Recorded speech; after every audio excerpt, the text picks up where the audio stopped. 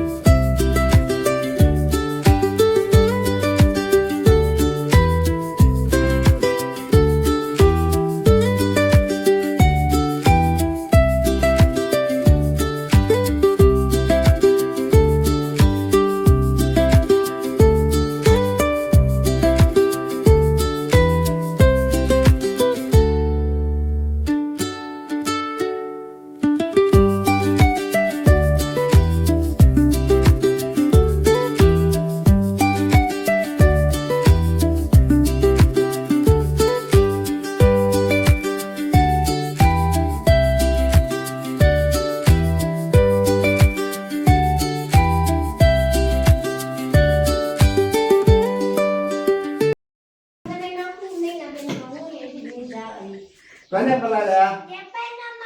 Ya, cai juga kan? Baru aja jo. સોનલમાં તમારા બધા ઉપર કૃપા હંમેશા બનાવી રાખે અને તમારા બધાની મનોકામના પૂરી કરે તે બી આઈમાંથી પ્રાર્થના કરું છું.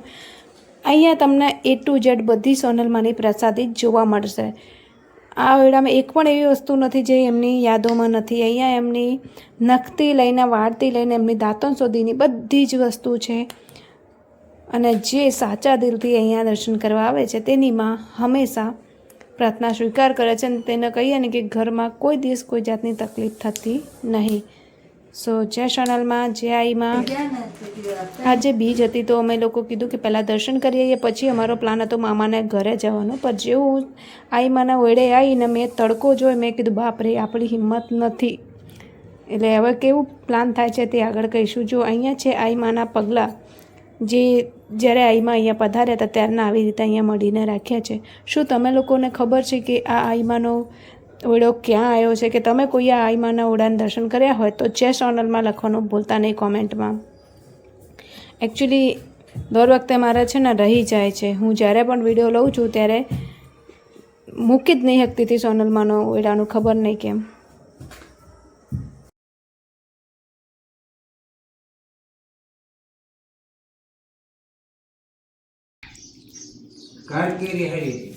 જો આ લોકો સવારે મને પૂછ્યા વગર બધા બેસીને ઓરિયો બિસ્કિટ ખાઈ ગયા. પછી આ લોકો હમણાં થોડીક વાર પહેલાં મને પૂછ્યા વગર બધા ભજીયા ખાઈ ગયા હતા. છેલ્લે મારો વારો આવ્યો અને અત્યારે આજુ બે જણા બે કેરી ખાય છે ને હમણાં થોડી વાર પહેલાં ચેવડો ખાય છે. હવે બોલો આવી ના ઇન્સાફી કરાતી હોય મારી જોડે?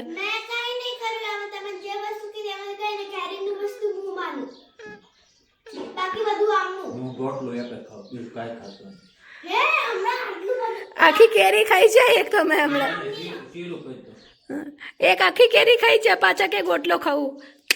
સર આમ જૂઠું બોલે છે, બોલો શું કરવાનું? હા પણ હમણાં એક આખી કેરી ખાઈ ગયા તમે. પેલીને એમ કીધું ચીરીઓ નથી થતી, પેલી ચપ્પુ લેવા ગઈ આખી કેરી પતી જાય. તારા માટે નહીં બનાવ્યું બિચારી. જો હું આજે એકચ્યુઅલી આવી છું મારા ફઈને ઘરે. ગામડાની મોજ એટલે કે આવી હોય છે. ના ખાઈને જવાનું છે.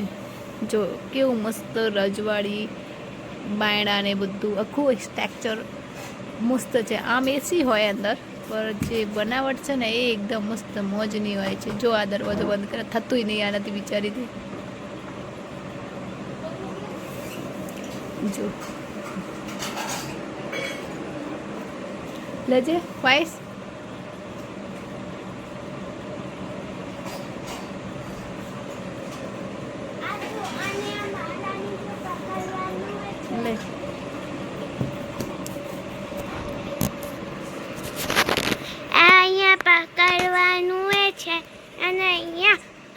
અંદર જો બહુ બધા વાસણ છે. અહીંયા આમનું મંદિર સોનલમાં છે. આ જો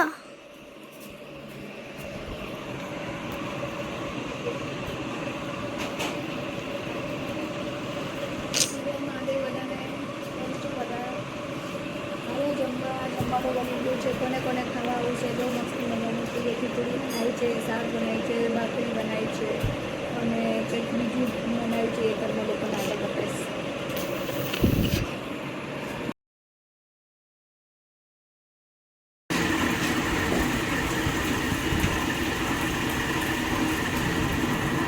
સિઝન છે કેરી તો ખાતા જ હોય હા હા એ તો અમારે બહુ